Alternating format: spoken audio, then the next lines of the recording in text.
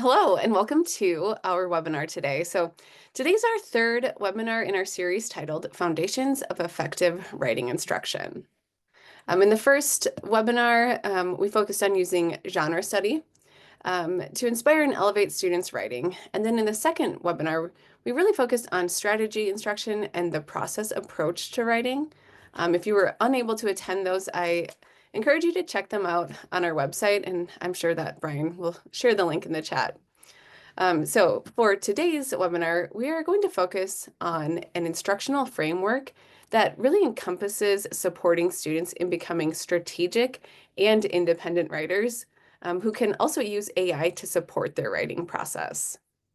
So in today's webinar, just like the previous two, I am excited to share with you and really have a nice conversation with Dr. Liz Nelson, who is a former secondary English teacher and is now an assistant professor of English education at Utah Valley University. Her focus is really on teaching writing methods, but focused on using evidence-based practices to teach authentic forms of writing in culturally sustaining ways in K-12 classrooms. I am excited to be here as well. I'm Margaret Opatz, the Director of Research and Literacy here at CAPD. So I just want to say thanks again for joining us, and we really do hope that today you'll get some additional information about really how we can empower students to write with confidence and purpose. So for today's discussion, we're really going to focus on thinking through what is the writing workshop framework, really providing an overview, and then we'll move into how we can really use AI as a tool to support writing instruction. We'll definitely leave some time at the end for questions and answers. All right, so from here, I'm going to pass the time over to Liz. Yeah, I am so happy to be back. So thank you all for being here. This workshop does our webinar kind of builds on the previous two. And so far we have, in the first webinar, we talked about a genre framework for teaching writing and really looking at mentor texts and how we can help students build genre awareness. In the next webinar, we talked about the writing process and how that is a really effective framework when it's paired with strategy instruction. And as a way to support students in becoming independent and strategic writers. And so these are frameworks for teaching writing that embed all of these evidence-based practices that we know are important for writers.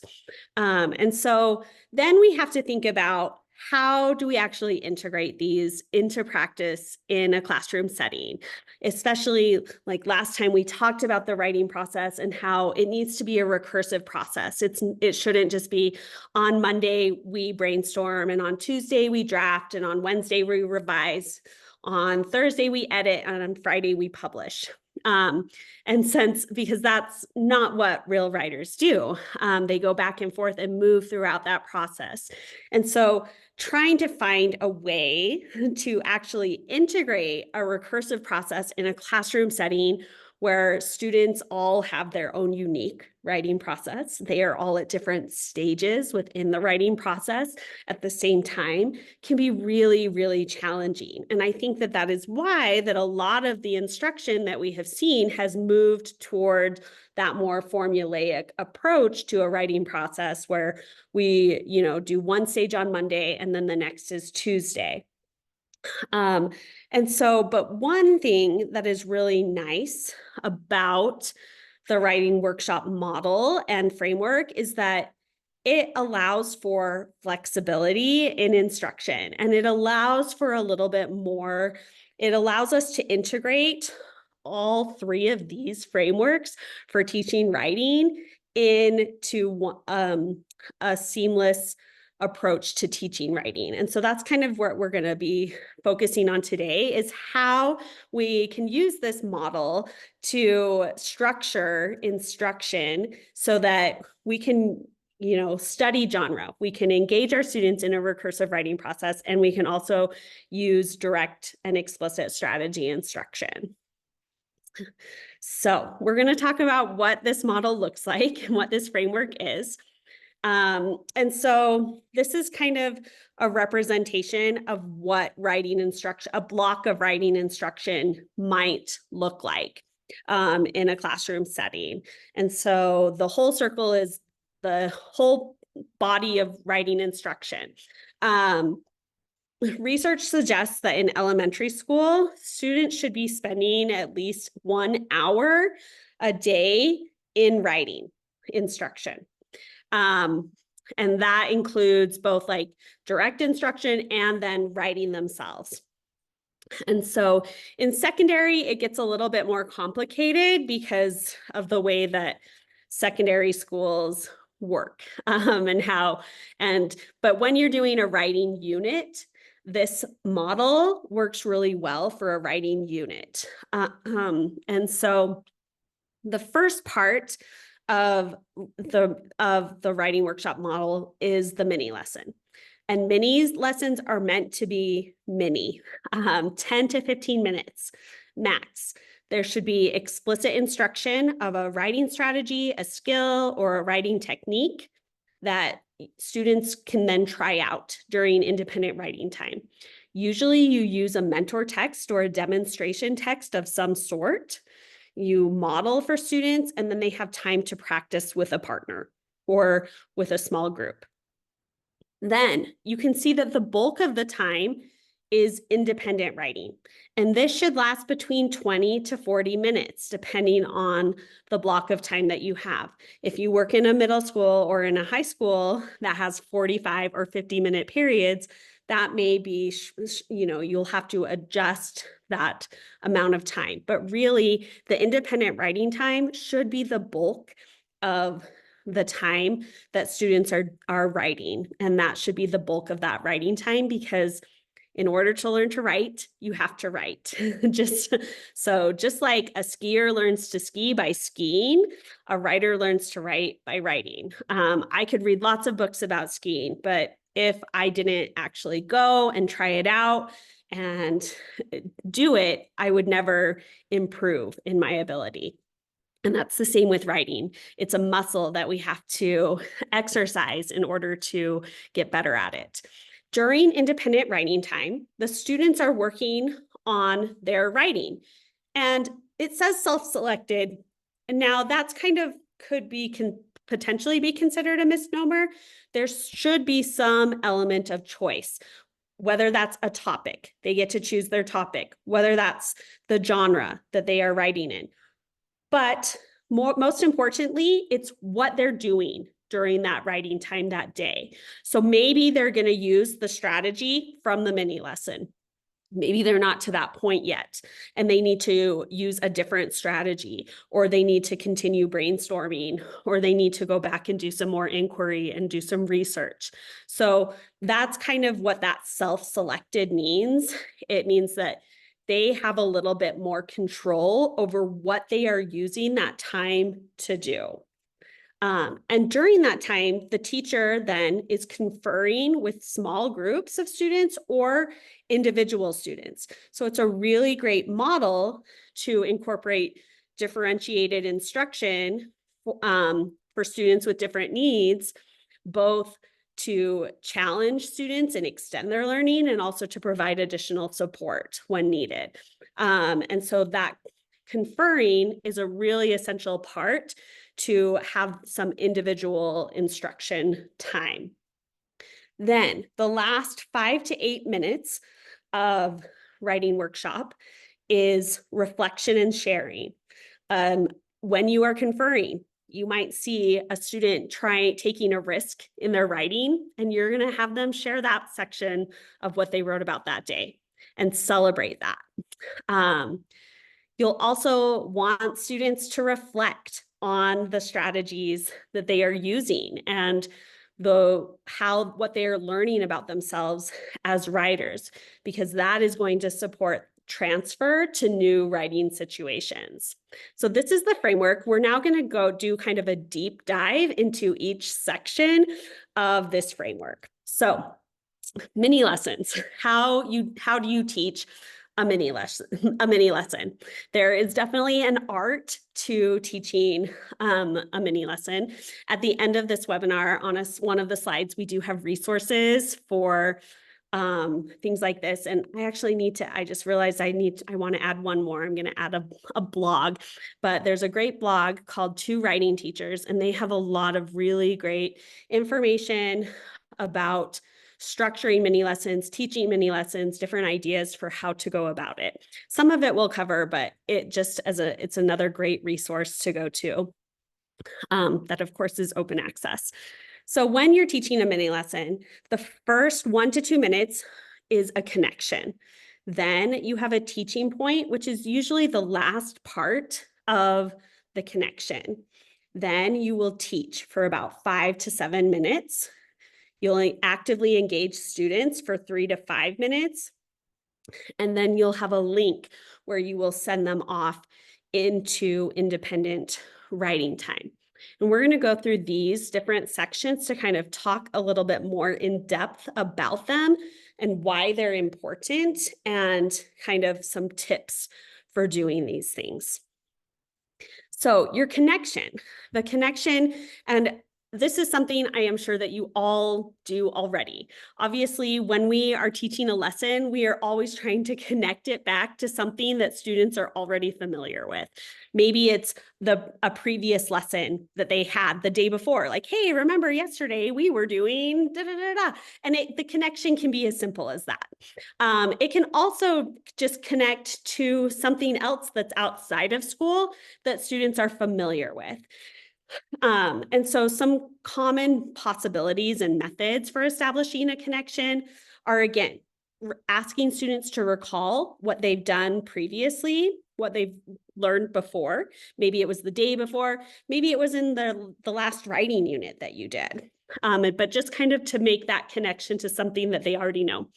You could also share a small excerpt of student work and kind of help that kind of probe them to think about, oh, what was this student doing? Like, what is a possibility for the writing? Or another option is that you could tell a story that might at first seem to have nothing to do with writing, but in the end, it becomes a metaphor for the lesson. So then we have the teaching point. So the teaching point, the purpose is to address our students as writers. When we say a teaching point, we always address our students as writers because that can actually help them start to assume the identity of a writer. Many students do not see themselves as writers, specifically students of low socioeconomic backgrounds, diverse students of color. A lot of times the way their home language systems are not valued in an academic setting. And so addressing our students as writers and then also really trying to, value all of the ways that they communicate can help send that message that, yes, I am a writer. I can write, I can communicate, I can share my ideas, and I have a voice. And so, but the purpose is to really explain in student-friendly language the writing skill that students will be learning, specifically in terms of what writers do. And then the strategy or the technique or the ways that writers can go about doing that. So here's some examples of teaching points. These are not perfect, but they work. So writers use an engaging lead to draw their readers into their story by investigating mentor texts. And so this is telling us what writers do. It's a behavior that writers do, right? They use an engaging lead to draw their readers in. That's our skill that we want students to do. And then we give them the strategy, how they're going to do that. We're going to investigate mentor texts. And we did that. That was a strategy that we talked about and looked at in the previous webinar. So if you want to see an example of that, you can go back and watch. Another one, writers edit their writing by using a checklist to make sure all of the conventions are correct. And so that again is the behavior. Writers edit their writing to check to make sure the conventions are correct, right? That's the skill and the behavior that we want our students to do. And then how are they going to do that? With a checklist. They're going to use an editing checklist to go through and check to make sure. Writers develop their characters by finding places to add dialogue and inner thoughts. And so our skill and our behavior is developing our characters, right? And then this one is actually more of a technique. So these aren't adding dialogue and inner thoughts isn't really a strategy necessarily. That's like a writing technique that writers use within their writing, but that is something that they can do. They can find places to insert dialogue and inner thoughts. And then our last example, writers integrate evidence in their writing by using the Oreo quoting method. And so that's, our skill and our writing behavior is integrating evidence, and our strategy is the Oreo quoting method, where you introduce a quote, that's the top cookie, you introduce it, you give the name of the source, where it's coming from, kind of their background, you then cite the quote, and then the bot is the cream, and then the bottom cookie is an explanation where you talk about why this quote is important, how it connects to your argument, etc. And so that is like our teaching point. We're doing multiple things, right? We are addressing our students as writers. We're telling them a skill and a behavior that writers do. And then we're giving them a suggestion on how they can go about doing that. Okay, then you move on to teaching. And this is, again, you will notice 5 to 7 minutes. It is short. It is meant to be short. It needs to be really focused on one thing. So when a mini lesson, to keep it mini, you're focusing on one thing. And the purpose of this phase of the mini lesson is for a teacher to model the strategy, the technique, or the skill. This is really based in the gradual release of responsibility model, and this is like the I do portion of the lesson. And so some different possibilities for teaching could include a demonstration. You might show the students the procedure step by step, naming each way, doing a think aloud, naming each move that you're doing and providing pointers for them. You might do guided practice where you'll walk the students through the process and have them help you through the modeling. So they're talking back to you, they're engaging with you. You might have an explanation with an example and show like pictures and diagrams to explicitly tell and show while giving a mini lecture. You might engage students in inquiry by figuring out the process, a skill, or a technique by looking at examples. This one works really well when you are studying mentor texts. And then you might do something called a repertoire, where you'll engage students in thinking about how and when they might want to use these techniques in their writing. Like when would they want to use dialogue? When would they want to versus when they would want to use inner thoughts and things, and like when would they want to use a simile versus when they would want to, use descriptive language or something like that. Okay, and so then we move to active engagement, which again is very short, 3 to 5 minutes. And the purpose of this is to have the students try out the strategy, technique, and skill with a partner. It's the we do portion of the lesson. And so some possibilities and methods for active engagement is that students can continue to work on the next part of the demonstration text that you're using. They might transfer what they have learned to another mentor text that you have. You might say, okay, you're going to now look at one of our other mentor texts that we have, and you're going to do the same thing with that, and then come back and share with the class. They might transfer what they have learned to their own writing. They might act as researchers and name what you did in the demonstration. Or they can find a place and mark it in their own writing where they're going to try out the technique or the strategy that you modeled during that time. And so then the last but not least, you have the link.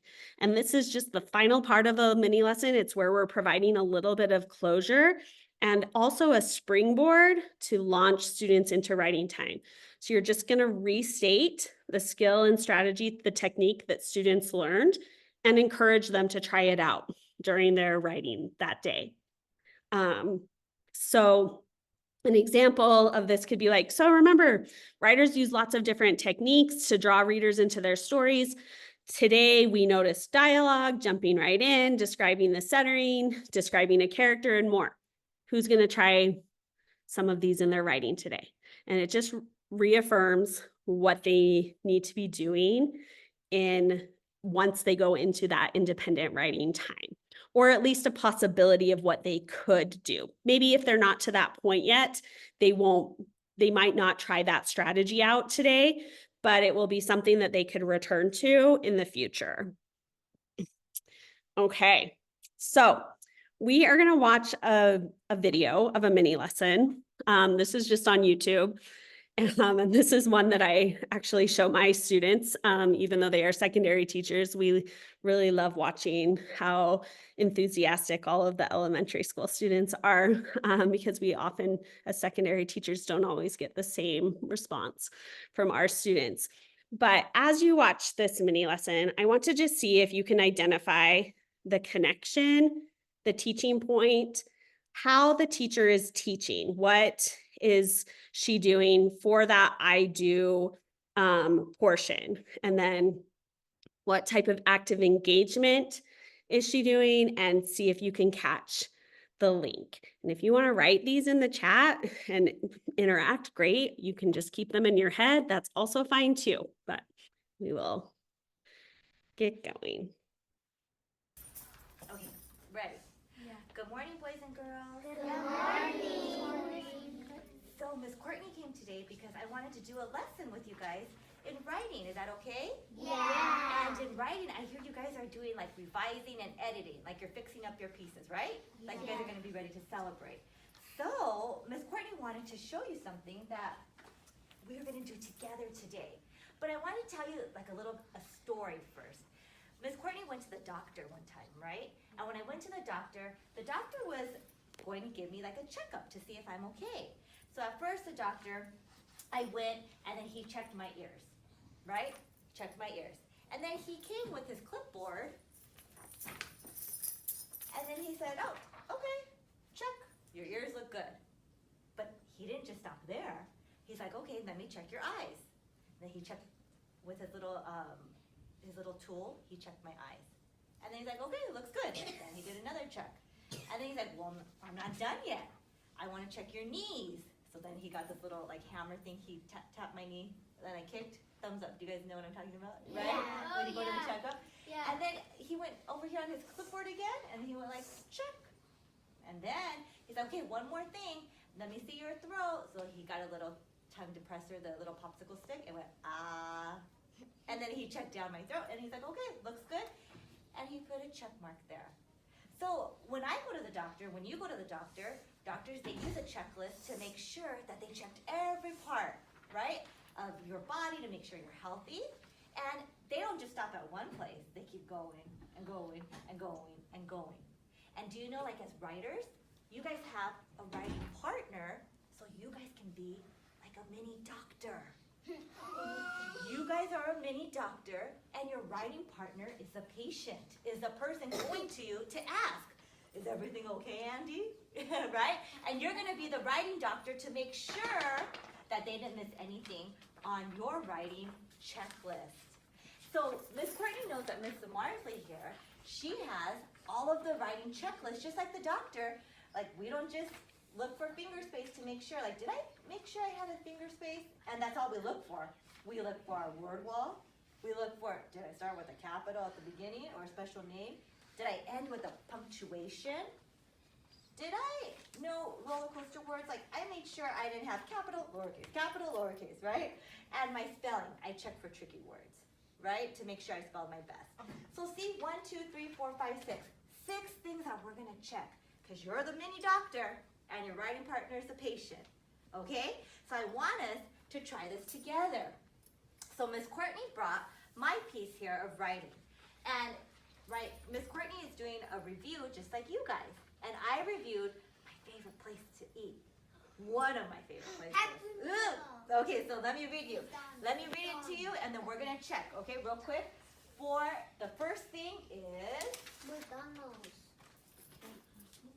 finger space. So let me read it to you, okay, since you don't know my story yet. Do you wanna know which meal is the best to get at McDonald's? The best meal to get for the best price is the Happy Meal! And I love the Happy Meals. I get it every time. You guys do it too? Okay. It comes with the toy, right? So Annie, that's a great reason why. Let's check first for finger space, okay? Finger space, finger space. Did I put any squish? Did I squish any words together? Squish. Ah! Squish! Oh no! I know, I'm gonna put my finger space there. I could get a strip because you guys use strips too. I'm gonna cross it out here because I have enough room at the top. So I'm gonna do it here. For the best price. Instead of for the best price. Right? That's what it sounded like before. Okay, thanks. And let me see the next page. Because I'm not gonna just stop here. I'm gonna check the next page for finger space too. Okay, ready? Let's see. The Happy Meal is the best way to get a little bit of everything for a great price. You can get a hamburger, fries, apples, and a drink for only $3. Isn't that a great deal? Let's see, finger space. Finger space. Tell me when I need a finger space. Everything? No. Yeah, everything is actually one word. It looks like it, but okay, keep going. You can get a hamburger, fries, apples, and a drink. Apples and a drink. Yeah. Sometimes we're thinking so fast, we write it super fast. And I forgot to put a space. Apples and a drink. Phew, thank you. That's good. All right, now I checked for my finger space. Now I want you guys to check my capitals, right? Capitals, because I want you to make sure that Miss Courtney started with the capital, right? So right now, I want you to do this. Can you look with your partner next to you? Okay, you're going to use Miss Courtney's, and here's your checklist, right? We're gonna see, did I use a capital? My box right there. So talk to your partner. Look at Miss Courtney's work. Be a doctor. Ask your partner first. Do you want to be a doctor or should I be the doctor first? Okay. Okay, so doctors. Raise your hand if you're the doctor first. Just one doctor first. Real quick. Raise your hand if you're a doctor. Diego, hold on. Andy, hold on. Raise your hand if you're a doctor. Okay, if you're a doctor, okay? Doctors, look at Miss Courtney's work. Patients, look at Miss Courtney's work. Look to see, where do I need to start with the capital? Ready? Tell your friend. Tell your doctor.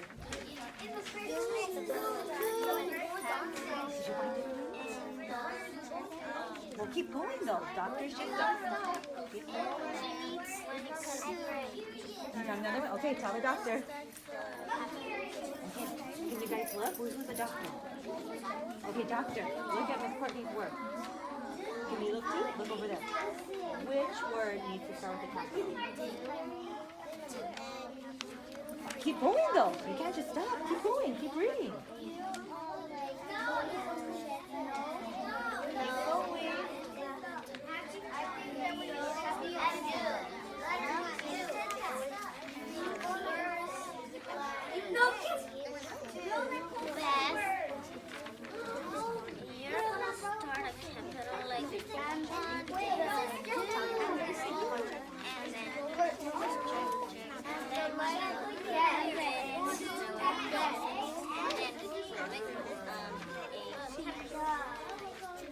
All right, 1, 2, 3, eyes on me. So I heard some of my friends say, oh, start with the capital. Thumbs up if you saw that. Man, the first letter. Miss Courtney forgot. do you want to know which meal is the best to get at McDonald's? And then I was like, wait, as a doctor though, I heard some of you say you can't just stop at one. You have to keep checking, right? Like a doctor keeps checking. Where else did I see? I need to start with a capital at the beginning of a new sentence. And then I heard Dylan saying, oh, look, here's a punctuation. Here's a question mark. The next word has to be a Capital! oh my gosh. It has to be capital T. So then I was like, great. The best meal to get for the best price is the Happy Meal. So hold on, my doctors, writers, hands down. So do you see how as a writing partner, you can help each other, right? And you check the whole writing, not just one time and say, okay, I'm done. But you have to keep checking all the way, and looking for capitals, looking for your finger spaces, your word wall words, your punctuation, your roller coaster words, and your spelling. Thumbs up if you guys can try this today. All right, give yourself a pat on the back. Say, great job, writer. Great job, Actually, say, great job, doctors. Good job, doctor. Okay, and I'll see you guys tomorrow. Thank you.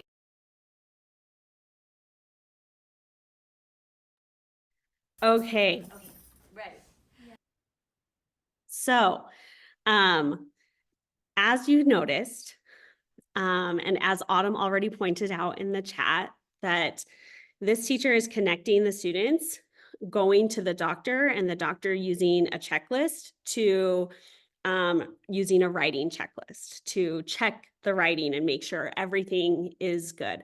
And so if we looked back to the slides with connections, this one is an example of kind of telling a story, creating a metaphor that may not have anything to do with writing initially, and then it becomes a metaphor for the lesson. Now, if you're like me, that trying to do that every lesson is a lot of pressure. And so while I love this and I like that, I think this is a great example of a mini lesson. That mini lesson was 9 minutes and 15 seconds.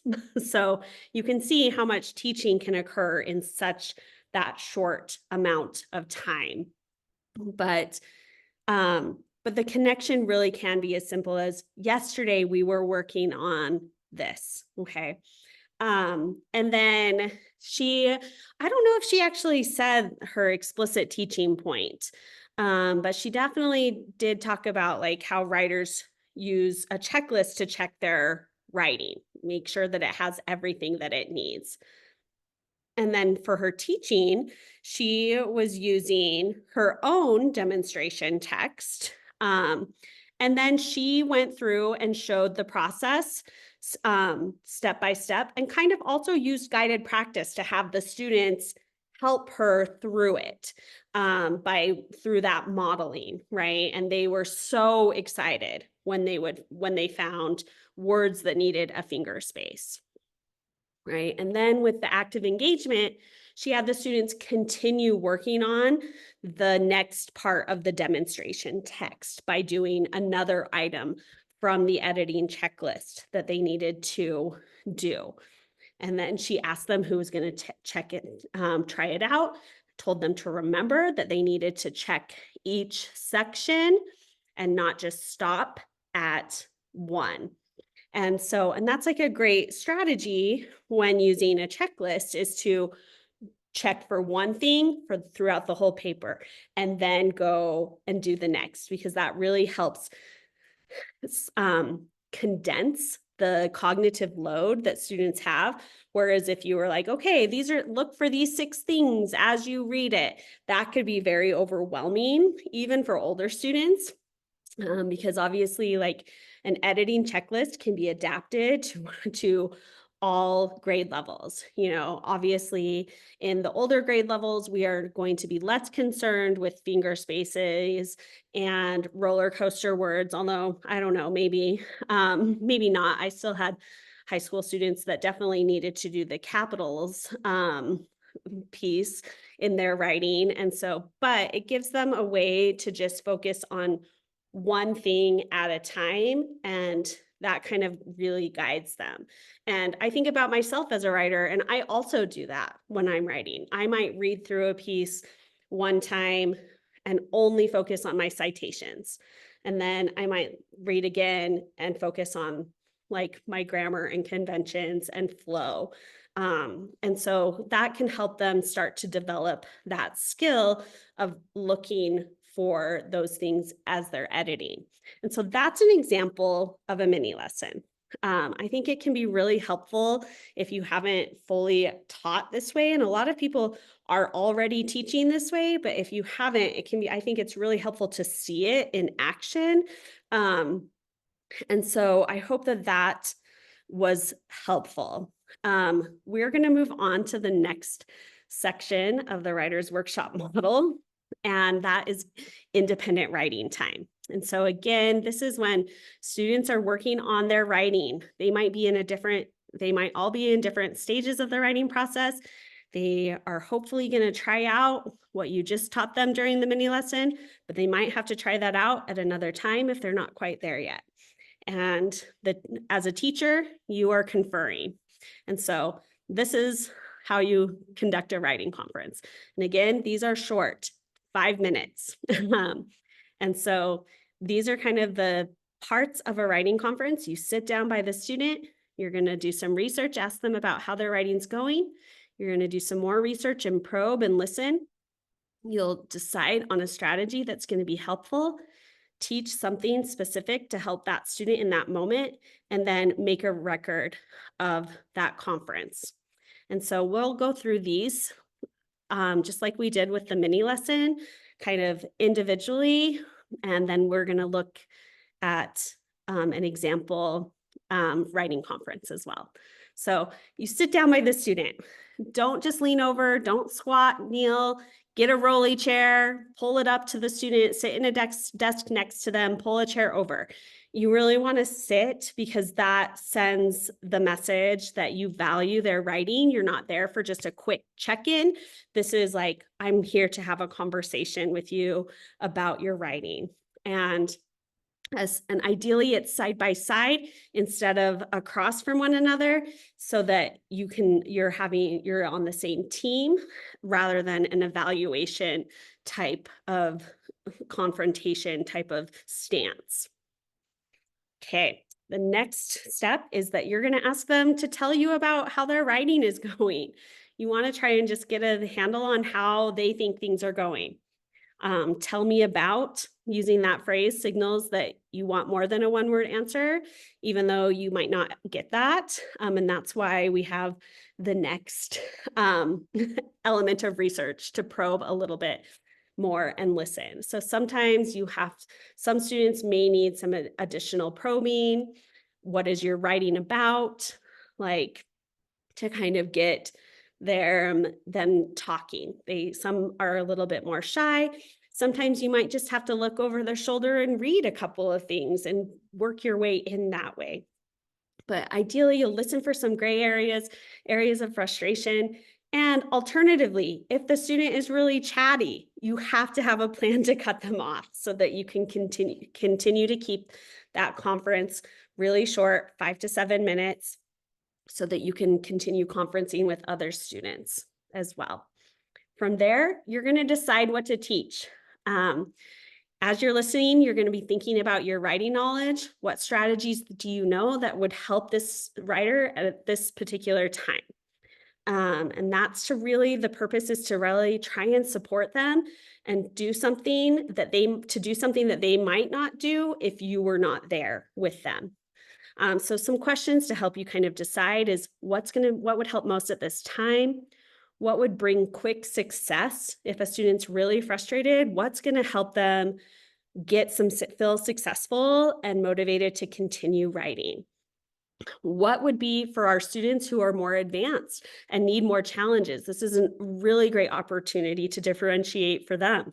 What would be a stretch or a risk or a challenge that you could encourage them to try out in their writing? What's not likely to come up in whole class instruction? And is this something that you might need to reteach? Maybe you've already taught a mini lesson on it, but maybe this student wasn't ready to try that strategy out on that day. So now it's an opportunity to conference and be like, oh yeah, hey, remember like a couple days ago when we were doing this mini lesson? I think maybe you're ready for this strategy now. Like, let's review it. And then they can try it out now that they're ready for it. And the next part is to teach. And again, this is really short. You're going to use direct instruction. And you're only teaching one thing. That's all you have time for in 5 minutes. And it's going to be very direct. It's to provide individual instruction so that caters to the specific needs of the student in that specific moment in their writing. Some methods to consider: you could grab a mentor text to illustrate a crafting technique. You could write a quick example that shows a convention, how a convention works. You could review a strategy. You could teach a new one. And then from there, you're going to make a record. You're going to tell the student what you're going to record, ask them to repeat back to you what their next steps are. And the purpose of making a record is to let students know that you're writing about them. You're holding them accountable, but it also gives you a starting place for a future conference. It also helps you know, who have you conferenced with recently? Who do you still need to get to?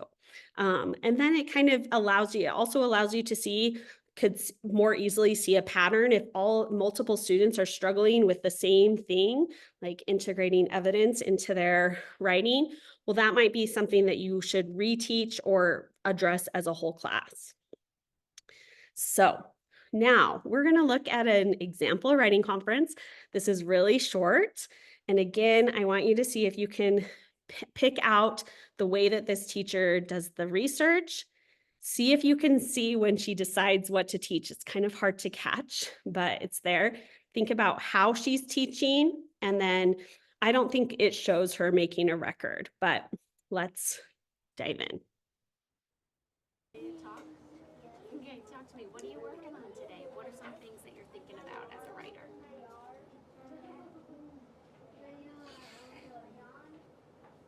You're writing about polar bears? Yeah? Let's see. Polar bears are a bear that live in the cold.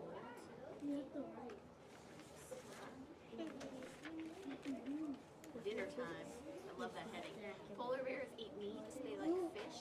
They find fish at a lake. A panda is a bear. A grizzly bear is a bear. A polar bear is a bear. And so what else do you feel like you need to do in this book? I saw you working on it.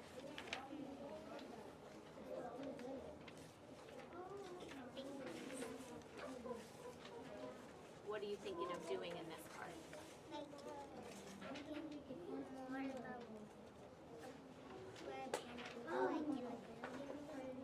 So you're going to go back and add more now. Is that right? Yeah. So, Hazel, can I talk to you just about some things that I'm noticing about you as a writer? Okay. So the cool thing that you did is you're kind of trying out headings for each part. And I don't even know if that's something that your teacher taught you, but that's something that you've noticed that you probably are in the books that you're reading. And so for this, you wrote, what is a polar bear? And then for this section, you wrote, dinner time. Because it's about what polar bears eat, right? That's exactly what authors do in books, and you notice that, and so you're trying it out in your book. Some of the headings are a question, what is a polar bear? And some of the headings are like a funny thing, like a little joke, right? Dinner time. I love it. So can I teach you something? Okay. So when you're writing a book, one of the things that you have to do is you have to check and make sure that every page fits with what the book is about. Can I show you what I mean? Okay. So this book is called Planes. So if I was a writer, I would have to check, does every page that I wrote fit with planes? If it fits, I can keep it. If it doesn't fit, I either have to take it out or I have to change the title of the book so that it fits. Watch. This is about planes, so we can check. In the sky, airplanes are flying. Does that fit with planes? Okay. This is a jet plane with people inside. Does that fit with planes? Yes. Here is a seaplane. Does that fit with planes? is that a plane? Yeah. So let's try that with your book. Let's check each page. Does it fit with my big title? And if it doesn't, we have to decide, do we want to take it out or do we want to change the title? So your big title of this book is? What is So it's all about polar bears. Are you ready? So this page, polar bears are bears that live in the cold. Does that fit with polar bears? yes?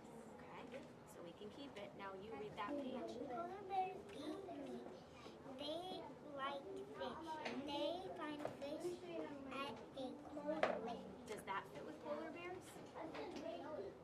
Yes. Okay. Read that.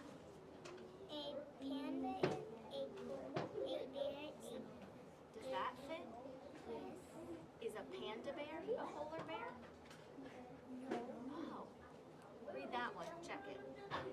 A grizzly bear is a bear. Does that fit? Is a grizzly bear a polar bear?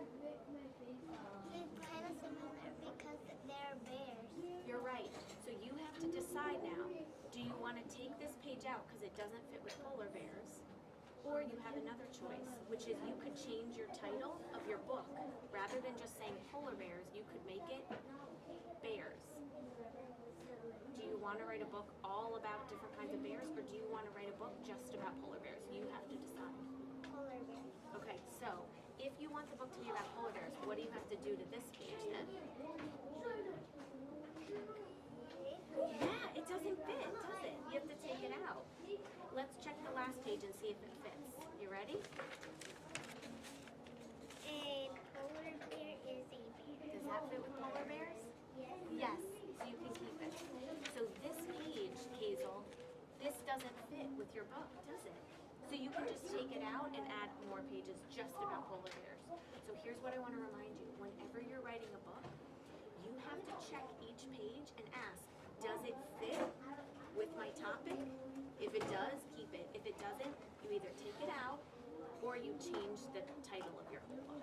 And for this, you decided you're going to take that page out because it doesn't fit with polar bears. Does that make sense? Yes. Okay, go to it.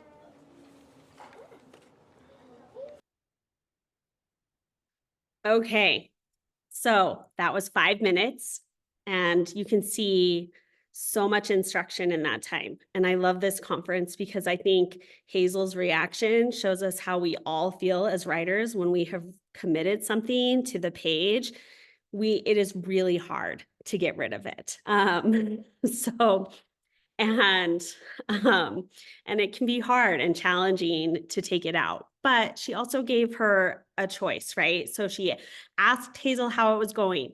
Maybe Hazel still doesn't have the knowledge to even answer that question. And I think a lot of students, because they're mostly just assessed on their writing and they don't have conversations about their writing, they may not have the language to even talk about their writing initially. So it might take some time of doing multiple conferences until they warm up to that idea.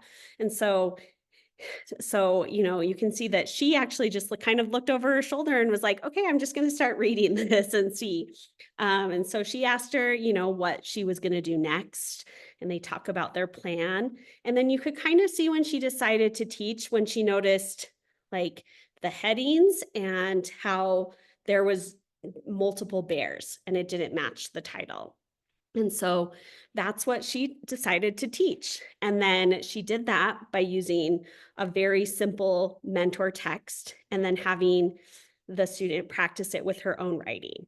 And she really gave her a choice. It wasn't, you have to do this. It was like, you have these different options. Like, you're the writer and you're in charge. So do you want your book to be about this, or do you want to, change your title to make this a book about bears?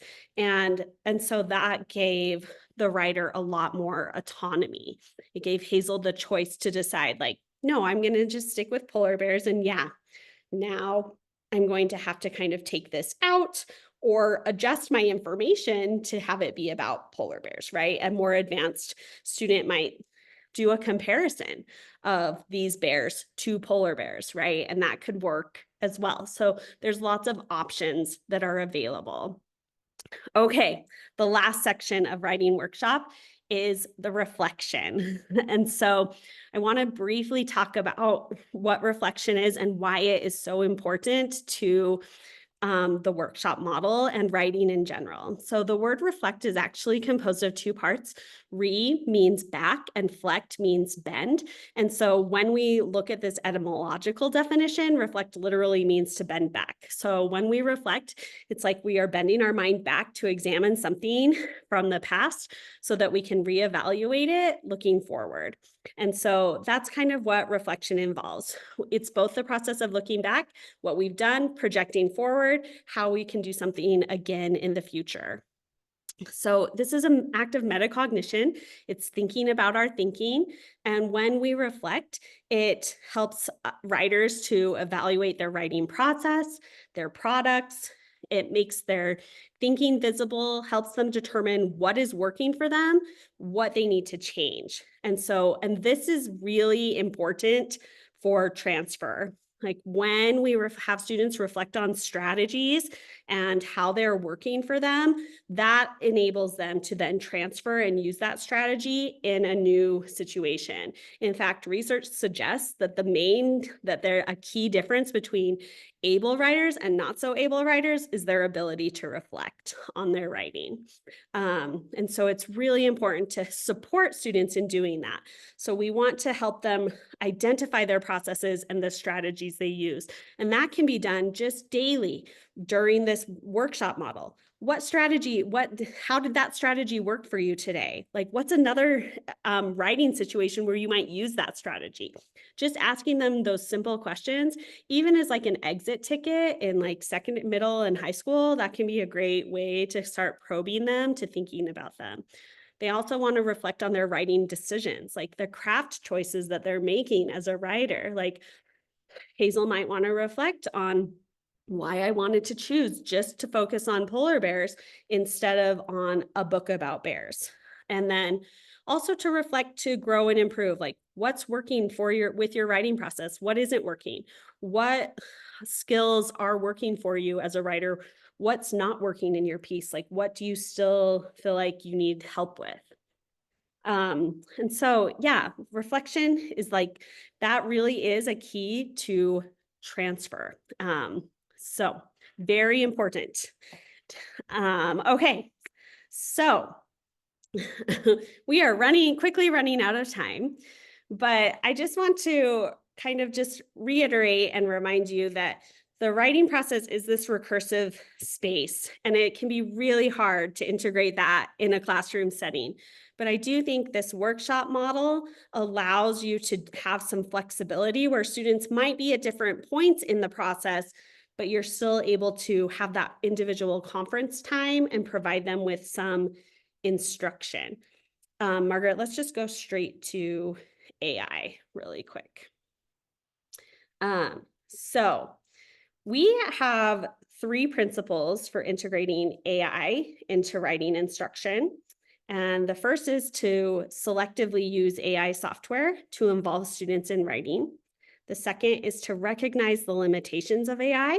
AI models, large language models, have been trained on data that is biased. It also can be misogynistic and racist. And so we have to be aware that there are limitations. It's also limited in its ability to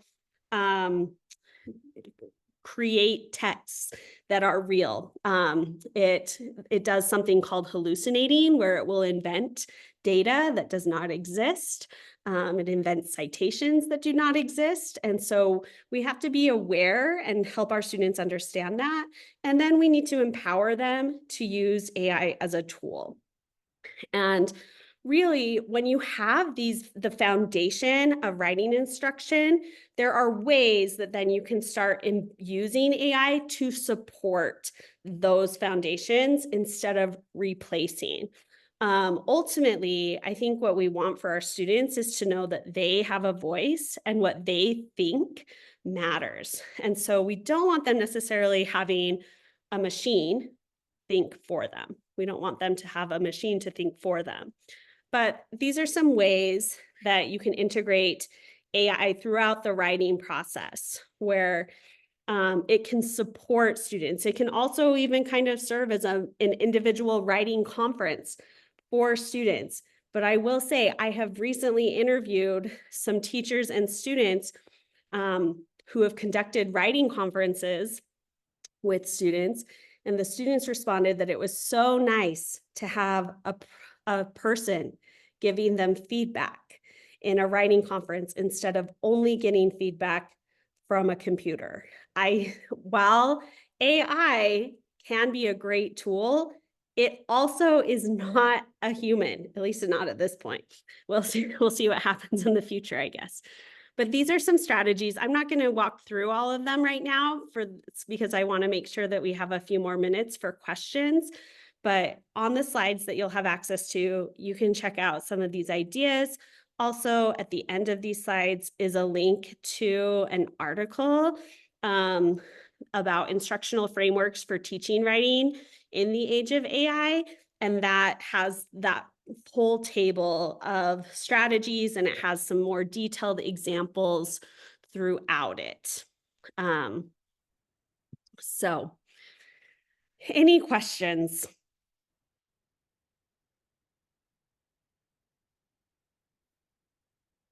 Sorry to rush at the end.